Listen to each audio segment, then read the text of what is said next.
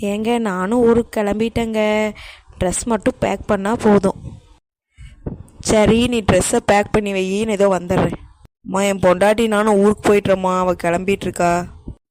ஊரா முட்டு நெய்யே என் பொண்டாட்டி கையே அப்படிங்கிற மாதிரி அவளை மட்டும்தானே ஃபோன் பண்ணி கூப்பிட்டாங்க. உன்னை ஒரு சொல்லு வான்னு கூப்பிட்டாங்களா? அவள் கூப்பிட்டோன்னே பின்னாடியே போ, குட்டி போட்ட பூனையாட்டம்.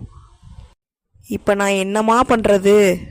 உன்னை கூப்பிடாத இடத்துக்கு நீ போகக்கூடாது, அவ்வளோதான் சொல்லிட்டேன். அம்மா போகக்கூடாதுன்னு சொல்கிறாங்க, பொண்டாட்டி போகலான்னு கிளம்பி நின்றுருக்கா. இப்போ என்ன பண்ணுறதுன்னு தெரியலையே, மண்டையே வெடிக்கிற மாதிரி இருக்கே.